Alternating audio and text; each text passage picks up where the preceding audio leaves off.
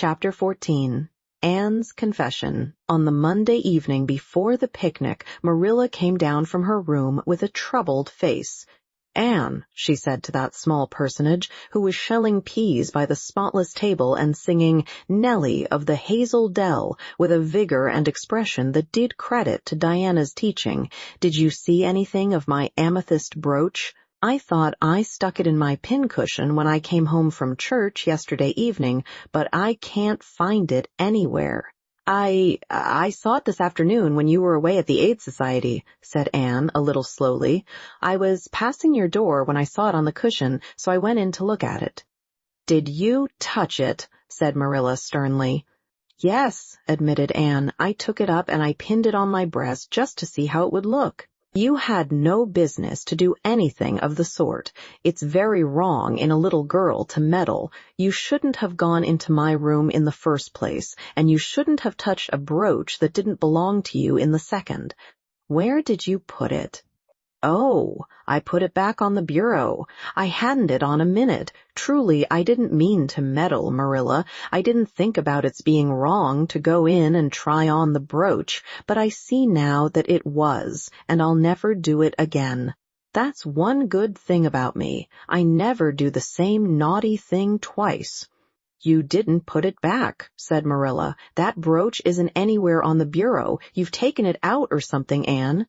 "I did put it back," said Anne quickly, pertly, Marilla thought. "I don't just remember whether I stuck it on the pincushion or laid it in the china tray, but I'm perfectly certain I put it back."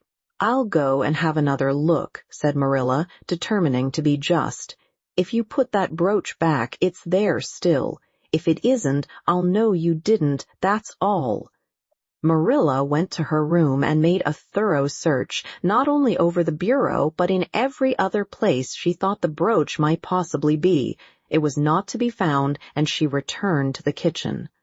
"Anne, the brooch is gone. By your own admission, you were the last person to handle it. Now, what have you done with it? Tell me the truth at once. Did you take it out and lose it?" "No, I didn't," said Anne solemnly, meeting Marilla's angry gaze squarely. "I never took the brooch out of your room, and that is the truth, if I was to be led to the block for it, although I'm not very certain what a block is. So there, Marilla." Anne's "so there" was only intended to emphasize her assertion, but Marilla took it as a display of defiance. "I believe you are telling me a falsehood, Anne," she said sharply. "I know you are. There now, don't say anything more unless you are prepared to tell the whole truth. Go to your room and stay there until you are ready to confess." "Will I take the peas with me?" said Anne meekly. "No, I'll finish shelling them myself. Do as I bid you."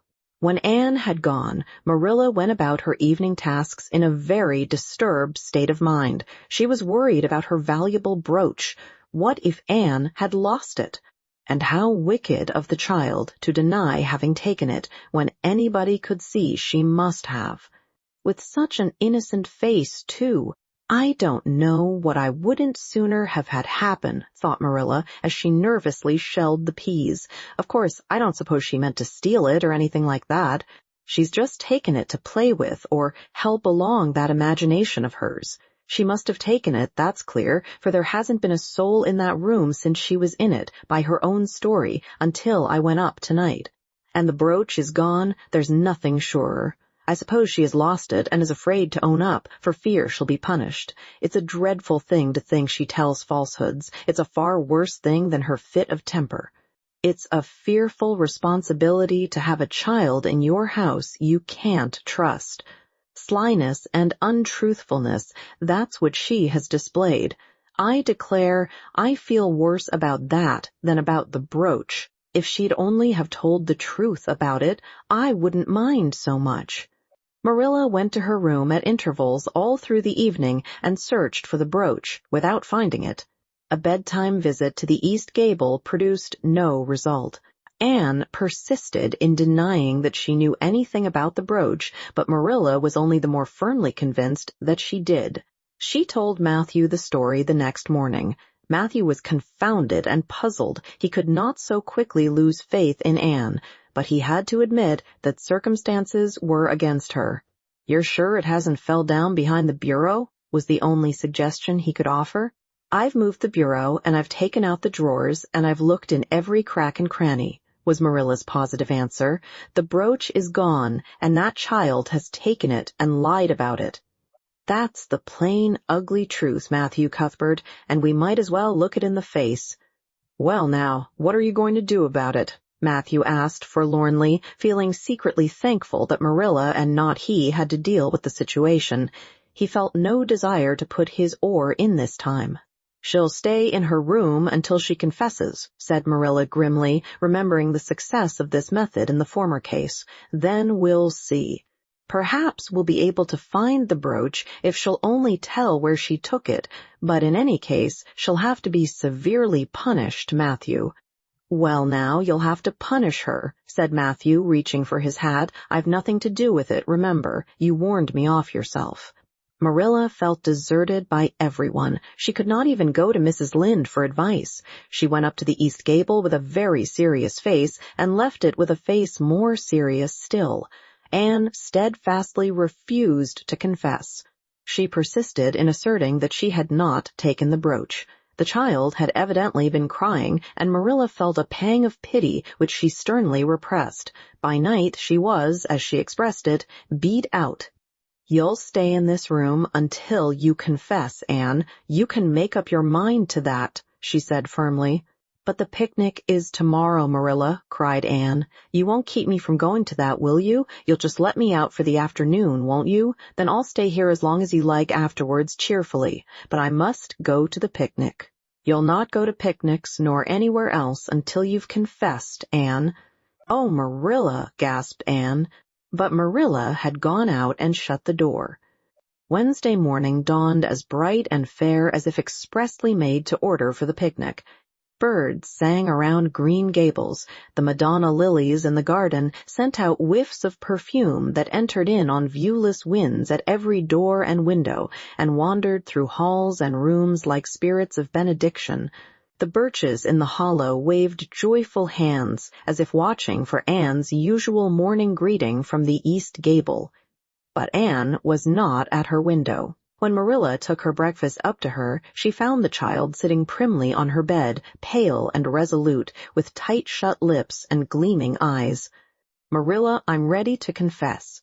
Ah! Marilla laid down her tray. Once again her method had succeeded, but her success was very bitter to her. Let me hear what you have to say then, Anne. I took the amethyst brooch, said Anne, as if repeating a lesson she had learned. I took it just as you said. I didn't mean to take it when I went in. But it did look so beautiful, Marilla, when I pinned it on my breast that I was overcome by an irresistible temptation. I imagined how perfectly thrilling it would be to take it to Idlewild and play I was the Lady Cordelia Fitzgerald.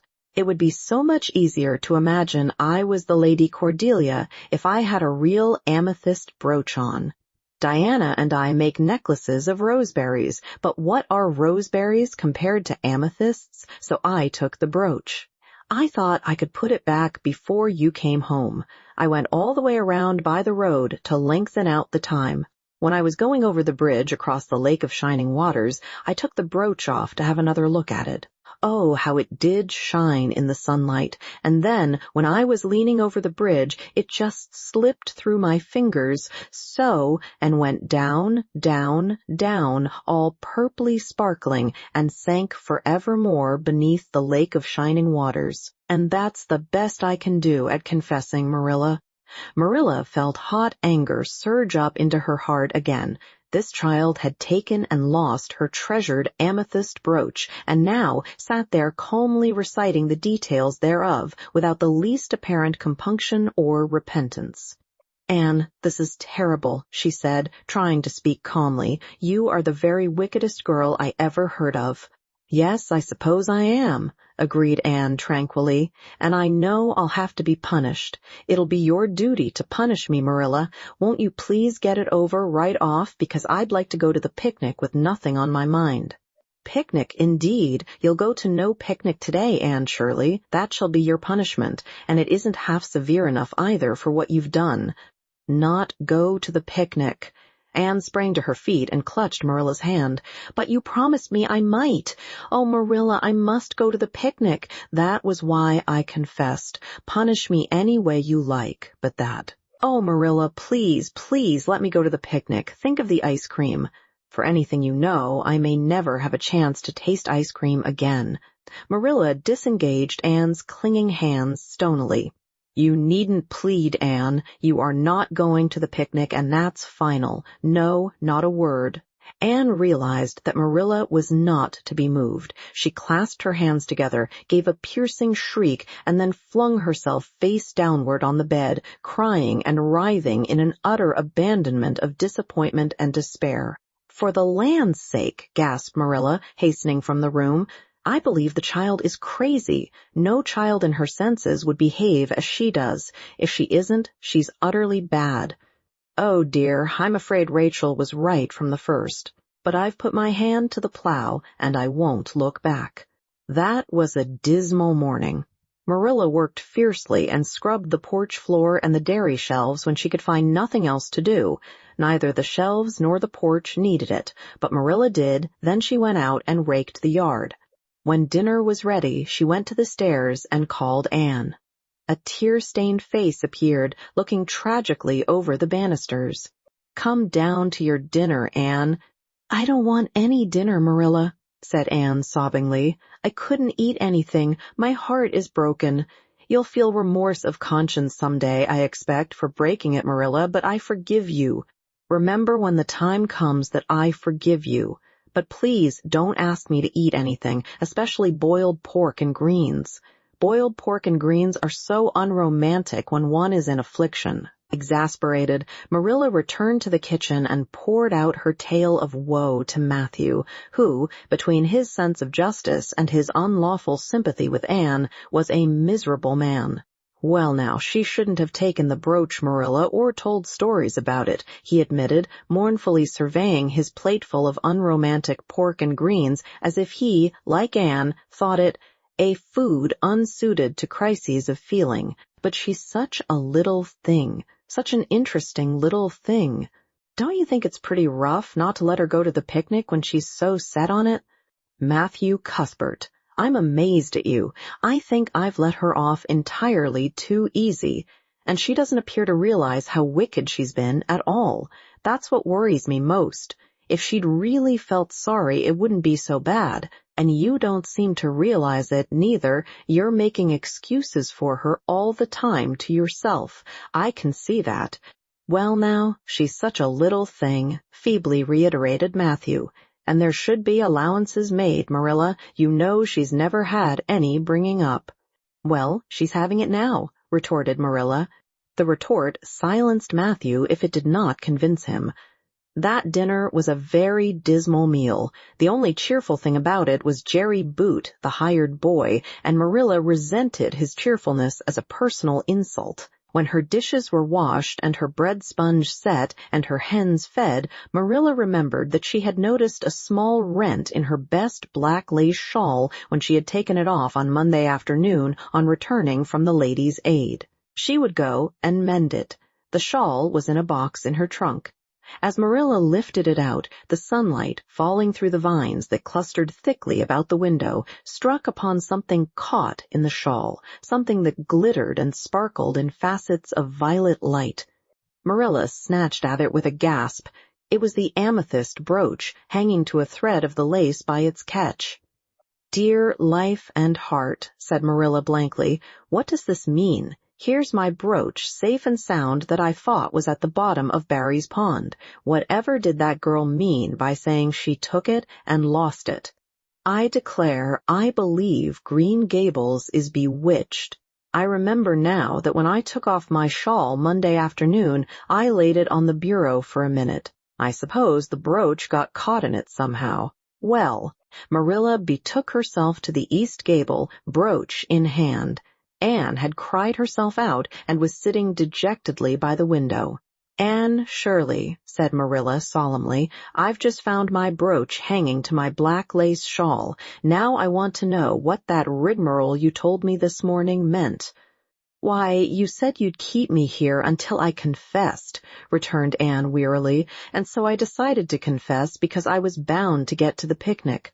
I thought out a confession last night after I went to bed and made it as interesting as I could, and I said it over and over so that I wouldn't forget it. But you wouldn't let me go to the picnic after all, so all my trouble was wasted. Marilla had to laugh in spite of herself, but her conscience pricked her. Anne, you do beat all. But I was wrong. I see that now. I shouldn't have doubted your word when I'd never known you to tell a story. Of course, it wasn't right for you to confess to a thing you hadn't done. It was very wrong to do so. But I drove you to it, so if you'll forgive me, Anne, I'll forgive you and we'll start square again. And now get yourself ready for the picnic. Anne flew up like a rocket. Oh, Marilla, isn't it too late? No, it's only 2:00. They won't be more than well gathered yet, and it'll be an hour before they have tea. Wash your face and comb your hair and put on your gingham. I'll fill a basket for you. There's plenty of stuff baked in the house. And I'll get Jerry to hitch up the sorrel and drive you down to the picnic ground. Oh, Marilla, exclaimed Anne, flying to the washstand. 5 minutes ago I was so miserable I was wishing I'd never been born, and now I wouldn't change places with an angel. That night, a thoroughly happy, completely tired-out Anne returned to Green Gables in a state of beatification impossible to describe. Oh, Marilla, I've had a perfectly scrumptious time. Scrumptious is a new word I learned today. I heard Mary Alice Bell use it. Isn't it very expressive? Everything was lovely. We had a splendid tea, and then Mr. Harmon Andrews took us all for a row on the Lake of Shining Waters, 6 of us at a time. And Jane Andrews nearly fell overboard. She was leaning out to pick water lilies, and if Mr. Andrews hadn't caught her by her sash, just in the nick of time she'd fallen in and probably been drowned. I wish it had been me. It would have been such a romantic experience to have been nearly drowned. It would be such a thrilling tale to tell. And we had the ice cream. Words fail me to describe that ice cream. Marilla, I assure you it was sublime. That evening, Marilla told the whole story to Matthew over her stocking basket. I'm willing to own up that I made a mistake, she concluded candidly, but I've learned a lesson. I have to laugh when I think of Anne's confession, although I suppose I shouldn't, for it really was a falsehood. But it doesn't seem as bad as the other would have been. Somehow, and anyhow, I'm responsible for it. That child is hard to understand in some respects, but I believe she'll turn out all right yet. And there's one thing certain, no house will ever be dull that she's in. Chapter 15. A Tempest in the School Teapot. What a splendid day, said Anne, drawing a long breath. Isn't it good just to be alive on a day like this? I pity the people who aren't born yet for missing it. They may have good days, of course, but they can never have this one. And it's splendider still to have such a lovely way to go to school by, isn't it? It's a lot nicer than going round by the road. That is so dusty and hot, said Diana practically, peeping into her dinner basket and mentally calculating if the 3 juicy, toothsome raspberry tarts reposing there were divided among 10 girls, how many bites each girl would have. The little girls of Avonlea School always pooled their lunches, and to eat 3 raspberry tarts all alone, or even to share them only with one's best chum, would have forever and ever branded as awful mean the girl who did it. And yet, when the tarts were divided among 10 girls, you just got enough to tantalize you. The way Anne and Diana went to school was a pretty one. Anne thought those walks to and from school with Diana couldn't be improved upon even by imagination. Going around by the main road would have been so unromantic, but to go by Lover's Lane and Willowmere and Violet Vale and the Birch Path was romantic, if ever anything was. Lover's Lane opened out below the orchard at Green Gables and stretched far up into the woods to the end of the Cuthbert farm. It was the way by which the cows were taken to the back pasture and the wood hauled home in winter. Anne had named it Lover's Lane before she had been a month at Green Gables. Not that lovers ever really walk there, she explained to Marilla, But Diana and I are reading a perfectly magnificent book, and there's a lover's lane in it. So we want to have one, too. And it's a very pretty name, don't you think? So romantic. We can't imagine the lovers into it, you know. I like that lane because you can think out loud there without people calling you crazy. Anne, starting out alone in the morning, went down Lover's Lane as far as the brook. Here Diana met her, and the two little girls went on up the lane under the leafy arch of maples. "Maples are such sociable trees," said Anne. "They're always rustling and whispering to you until they came to a rustic bridge." Then they left the lane and walked through Mr. Barry's back field and past Willowmere. Beyond Willowmere came Violet Vale, a little green dimple in the shadow of Mr. Andrew Bell's big woods. "Of course there are no violets there now," Anne told Marilla, "but Diana says there are millions of them in spring. Oh, Marilla, can't you just imagine you see them? It actually takes away my breath. I named it Violet Vale." Diana says she never saw the beat of me for hitting on fancy names for places. It's nice to be clever at something, isn't it? But Diana named the Birch Path. She wanted to, so I let her, but I'm sure I could have found something more poetical than plain Birch Path. Anybody can think of a name like that. But the Birch Path is one of the prettiest places in the world, Marilla. It was. Other people besides Anne thought so when they stumbled on it. It was a little narrow, twisting path, winding down over a long hill straight through Mr. Bell's woods, where the light came down, sifted through so many emerald screens that it was as flawless as the heart of a diamond. It was fringed in all its length with slim young birches, white-stemmed and lissom-boughed, ferns and starflowers and wild lilies of the valley, and scarlet tufts of pigeonberries grew thickly along it. And always there was a delightful spiciness in the air and music of bird calls and the murmur and laugh of wood winds in the trees overhead. Now and then you might see a rabbit skipping across the road if you were quiet, which, with Anne and Diana, happened about once in a blue moon. Down in the valley, the path came out to the main road, and then it was just up the spruce hill to the school. The Avonlea School was a whitewashed building, low in the eaves and wide in the windows, furnished inside with comfortable, substantial, old-fashioned desks that opened and shut, and were carved all over their lids with the initials and hieroglyphics of 3 generations of schoolchildren. The schoolhouse was set back from the road, and behind it was a dusky fir wood and a brook where all the children put their bottles of milk in the morning to keep cool and sweet until dinner hour. Marilla had seen Anne start off to school on the first day of September with many secret misgivings. Anne was such an odd girl. How would she get on with the other children? And how on earth would she ever manage to hold her tongue during school hours? Things went better than Marilla feared, however. Anne came home that evening in high spirits. "I think I'm going to like school here," she announced. "I don't think much of the master, though. He's all the time curling his mustache and making eyes at Prissy Andrews. Prissy is grown up, you know. She's 16 and she's studying for the entrance examination into Queen's Academy at Charlottetown next year. Tilly Boulter says the master is dead gone on her. She's got a beautiful complexion and curly brown hair, and she does it up so elegantly. She sits in the long seat at the back, and he sits there, too, most of the time. To explain her lessons, he says. But Ruby Gillis says she saw him writing something on her slate, and when Prissy read it, she blushed as red as a beet and giggled, and Ruby Gillis says she doesn't believe it had anything to do with the lesson. "Anne Shirley, don't let me hear you talking about your teacher in that way again," said Marilla sharply. "You don't go to school to criticize the master. I guess he can teach you something, and it's your business to learn. And I want you to understand right off that you are not to come home telling tales about him. That is something I won't encourage. I hope you were a good girl." "Indeed, I was," said Anne comfortably. "It wasn't so hard as you might imagine, either.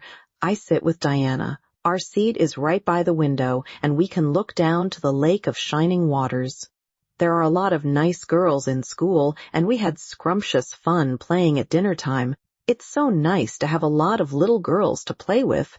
But of course I like Diana best and always will. I adore Diana. I'm dreadfully far behind the others. They're all in the 5th book, and I'm only in the 4th. I feel that it's kind of a disgrace. But there's not one of them has such an imagination as I have, and I soon found that out. We had reading and geography and Canadian history and dictation today. Mr. Phillips said my spelling was disgraceful, and he held up my slate so that everybody could see it, all marked over. I felt so mortified, Marilla. He might have been politer to a stranger, I think. Ruby Gillis gave me an apple, and Sophia Sloane lent me a lovely pink card with, "May I see you home?" on it. I'm to give it back to her tomorrow. And Tilly Bolter let me wear her bead ring all the afternoon.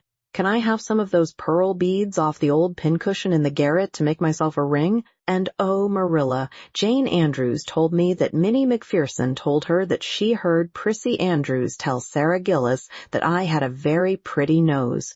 Marilla, that is the first compliment I have ever had in my life, and you can't imagine what a strange feeling it gave me. Marilla, have I really a pretty nose? I know you'll tell me the truth. Your nose is well enough, said Marilla shortly. Secretly, she thought Anne's nose was a remarkable pretty one, but she had no intention of telling her so. That was 3 weeks ago, and all had gone smoothly so far. And now, this crisp September morning, Anne and Diana were tripping blithely down the birch path, 2 of the happiest little girls in Avonlea. "I guess Gilbert Blythe will be in school today," said Diana. "He's been visiting his cousins over in New Brunswick all summer, and he only came home Saturday night. He's awfully handsome, Anne. And he teases the girls something terrible. He just torments our lives out." Diana's voice indicated that she rather liked having her life tormented out than not. "Gilbert Blythe?" said Anne. "Isn't his name that's written up on the porch wall with Julia bells and a big take notice over them?" "Yes," said Diana, tossing her head, "but I'm sure he doesn't like Julia Bell so very much. I've heard him say he studied the multiplication table by her freckles." "Oh, don't speak about freckles to me," implored Anne. "It isn't delicate when I've got so many. But I do think that writing take notices up on the wall about the boys and girls is the silliest ever. I should just like to see anybody dare to write my name up with a boy's. Not, of course," she hastened to add, "that anybody would." Anne sighed. She didn't want her name written up.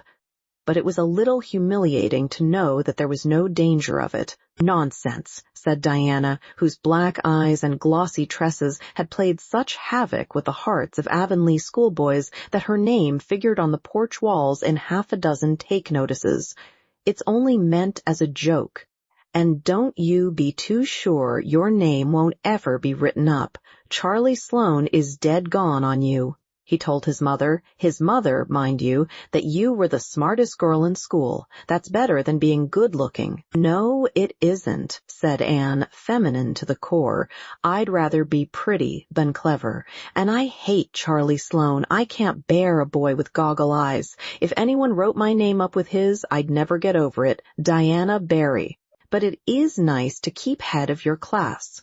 "You'll have Gilbert in your class after this," said Diana, "and he's used to being head of his class, I can tell you. He's only in the 4th book, although he's nearly 14. 4 years ago his father was sick and had to go out to Alberta for his health, and Gilbert went with him. They were there 3 years, and Gil didn't go to school hardly any until they came back."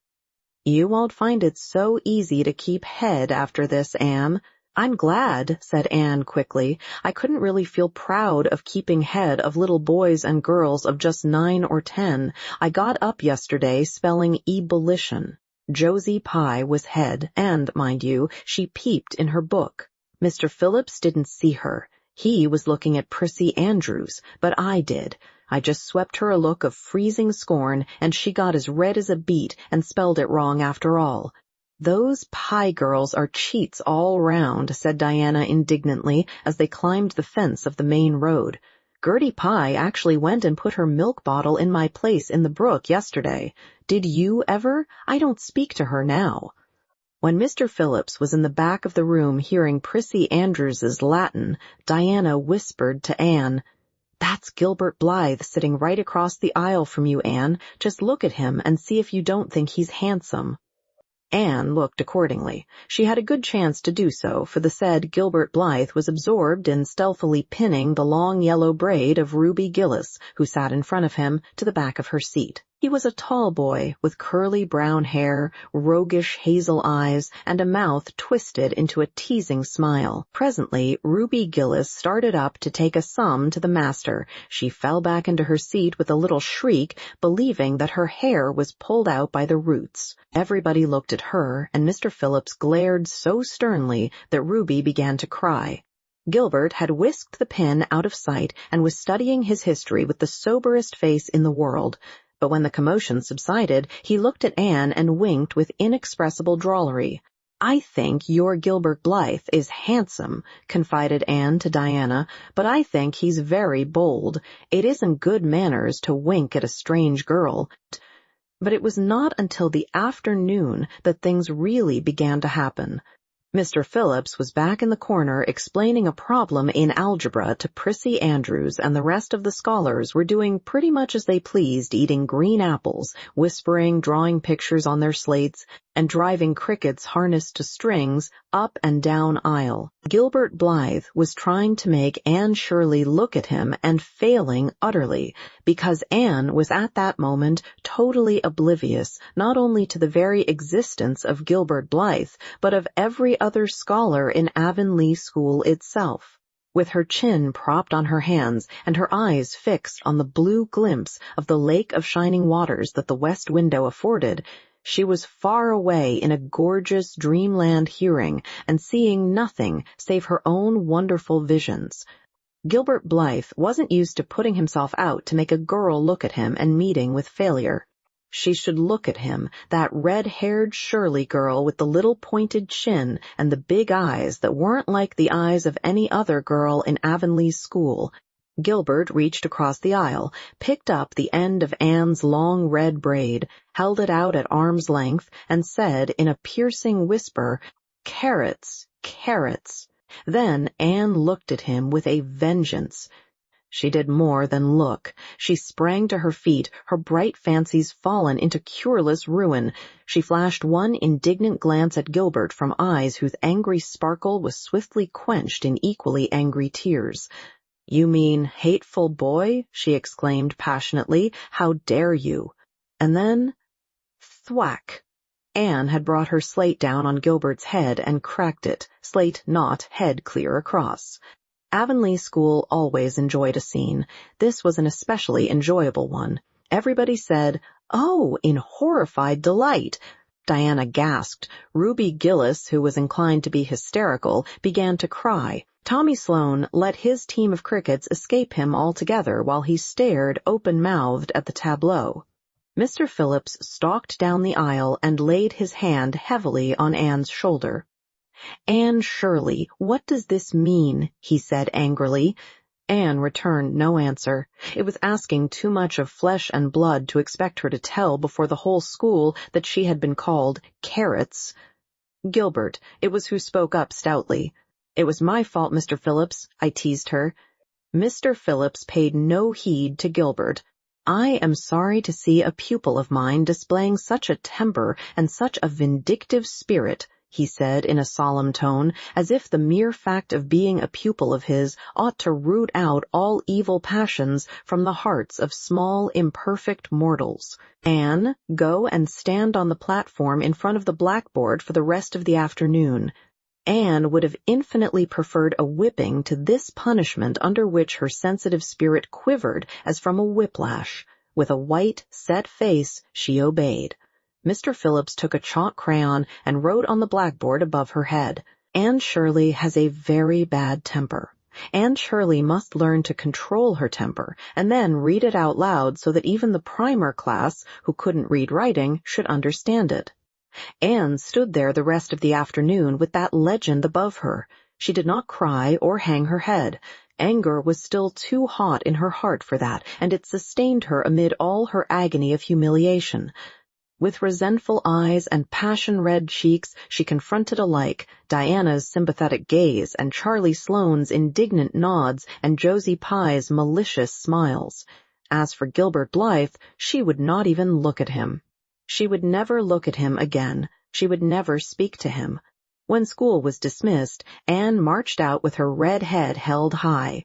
Gilbert Blythe tried to intercept her at the porch door. "I'm awfully sorry I made fun of your hair, Anne," he whispered contritely. "Honest, I am. Don't be mad for keeps now." Anne swept by disdainfully, without look or sign of hearing. "Oh, how could you, Anne?" breathed Diana as they went down the road, half reproachfully, half admiringly. Diana felt that she could never have resisted Gilbert's plea. "I shall never forgive Gilbert Blythe," said Anne firmly. "And Mr. Phillips spelled my name without an E, too. The iron has entered into my soul, Diana." Diana hadn't the least idea what Anne meant, but she understood it was something terrible. "You mustn't mind Gilbert making fun of your hair," she said soothingly. "Why, he makes fun of all the girls. He laughs at mine because it's so black. He's called me a crow a dozen times, and I never heard him apologize for anything before either. There's a great deal of difference between being called a crow and being called carrots," said Anne with dignity. "Gilbert Blythe has hurt my feelings excruciatingly, Diana." It is possible the matter might have blown over without more excruciation if nothing else had happened, but when things begin to happen, they are apt to keep on. Avonlea scholars often spent noon hour picking gum in Mr. Bell's spruce grove over the hill and across his big pasture field. From there, they could keep an eye on Eben Wright's house, where the master boarded. When they saw Mr. Phillips emerging therefrom, they ran for the schoolhouse, but the distance being about 3 times longer than Mr. Wright's lane, they were very apt to arrive there, breathless and gasping, some 3 minutes too late.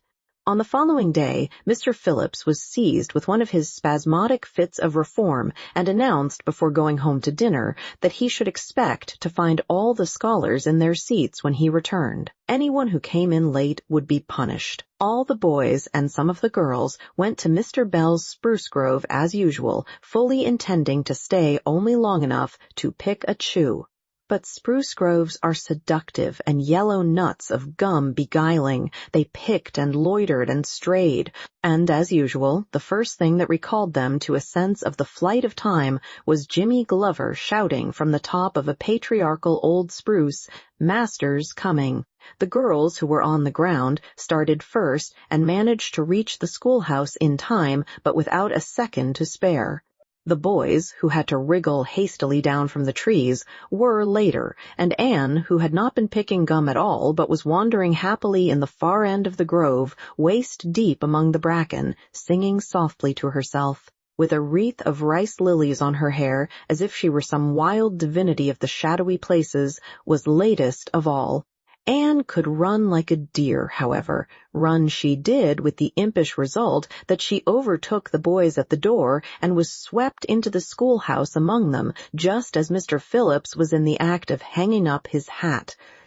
Mr. Phillips's brief reforming energy was over. He didn't want the bother of punishing a dozen pupils, but it was necessary to do something to save his word, so he looked about for a scapegoat and found it in Anne, who had dropped into her seat, gasping for breath, with a forgotten lily wreath hanging askew over one ear and giving her a particularly rakish and disheveled appearance. "Anne Shirley, since you seem to be so fond of the boys' company we shall indulge your taste for it this afternoon," he said sarcastically. "Take those flowers out of your hair and sit with Gilbert Blythe." The other boys snickered. Diana, turning pale with pity, plucked the wreath from Anne's hair and squeezed her hand. Anne stared at the master as if turned to stone. "Did you hear what I said, Anne?" queried Mr. Phillips sternly. "Yes, sir," said Anne slowly, "but I didn't suppose you really meant it." "I assure you I did," still with the sarcastic inflection which all the children, and Anne especially, hated. It flicked on the raw. "Obey me at once." For a moment Anne looked as if she meant to disobey. Then, realizing that there was no help for it, she rose haughtily, stepped across the aisle, sat down beside Gilbert Blythe, and buried her face in her arms on the desk. Ruby Gillis, who got a glimpse of it as it went down, told the others going home from school that she'd actually never seen anything like it. It was so white, with awful little red spots in it. To Anne, this was as the end of all things. It was bad enough to be singled out for punishment from among a dozen equally guilty ones. It was worse still to be sent to sit with a boy, but that boy should be Gilbert Blythe was heaping insult on injury to a degree utterly unbearable. Anne felt that she could not bear it, and it would be of no use to try. Her whole being seethed with shame and anger and humiliation. At first, the other scholars looked and whispered and giggled and nudged, but as Anne never lifted her head, and as Gilbert worked fractions as if his whole soul was absorbed in them and them only, they soon returned to their own tasks, and Anne was forgotten. When Mr. Phillips called the history class out, Anne should have gone, but Anne did not move, and Mr. Phillips, who had been writing some verses to Priscilla before he called the class, was thinking about an obstinate rhyme still, and never missed her. Once, when nobody was looking, Gilbert took from his desk a little pink candy heart with a gold motto on it, "You are sweet," and slipped it under the curve of Anne's arm. Whereupon Anne arose, took the pink heart gingerly between the tips of her fingers, dropped it on the floor, ground it to powder beneath her heel, and resumed her position without deigning to bestow a glance on Gilbert. When school went out, Anne marched to her desk, ostentatiously took out everything therein, books and writing tablet, pen and ink, testament and arithmetic, and piled them neatly on her cracked slate. "What are you taking all those things home for, Anne?" Diana wanted to know as soon as they were out on the road. She had not dared to ask the question before. "I am not coming back to school any more," said Anne. Diana gasped and stared at Anne to see if she meant it. "Will Marilla let you stay home?" she asked. "She'll have to," said Anne. "I'll never go to school to that man again." "Oh, Anne!" Diana looked as if she were ready to cry.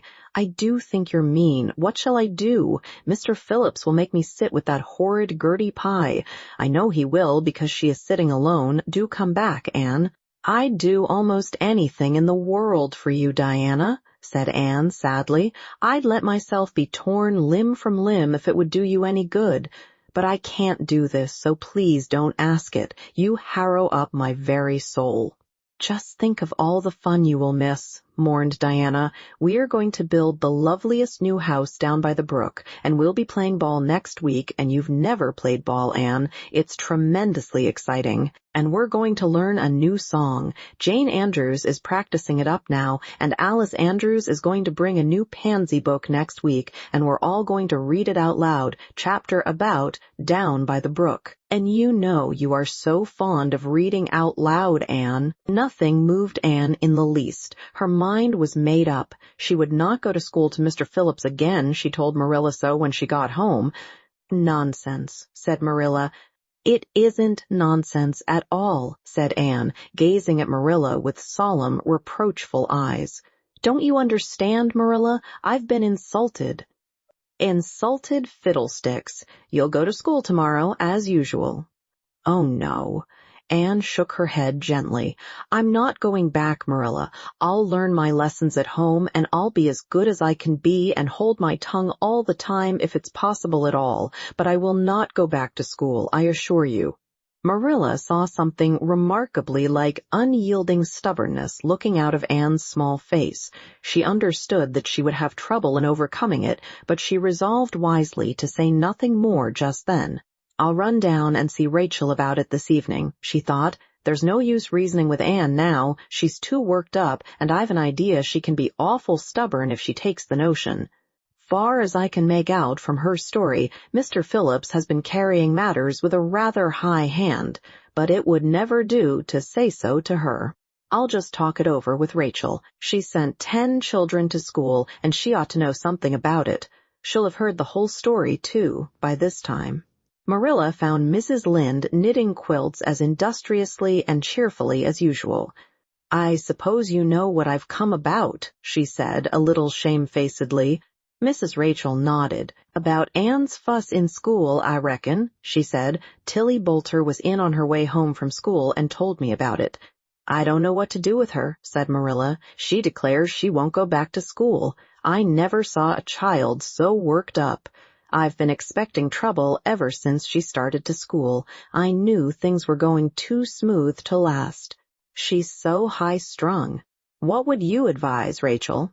"Well, since you've asked my advice, Marilla," said Mrs. Lynde amiably. Mrs. Lynde dearly loved to be asked for advice. "I'd just humor her a little at first. That's what I'd do. It's my belief that Mr. Phillips was in the wrong. Of course, it doesn't do to say so to the children, you know, and of course he did right to punish her yesterday for giving way to temper, but today it was different. The others who were late should have been punished as well as Anne, that's what. And I don't believe in making the girls sit with the boys for punishment. It isn't modest." Tilly Boulter was real indignant. She took Anne's part right through and said all the scholars did too.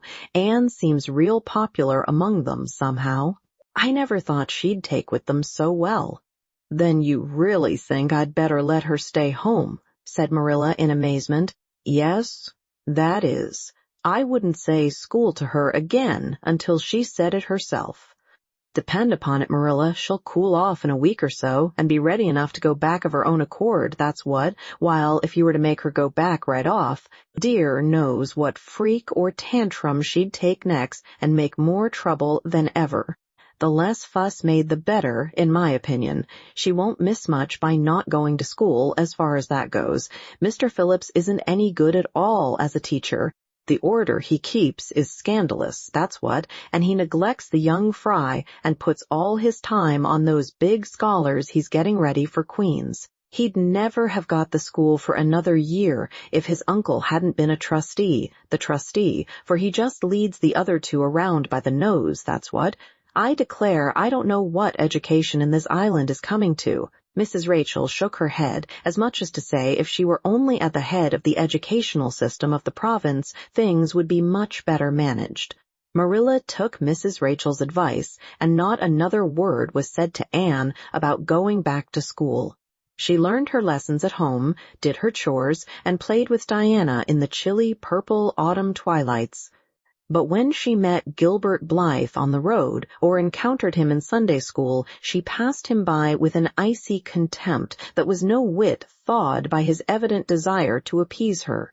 Even Diana's efforts as a peacemaker were of no avail. Anne had evidently made up her mind to hate Gilbert Blythe to the end of life. As much as she hated Gilbert, however, did she love Diana with all the love of her passionate little heart, equally intense in its likes and dislikes.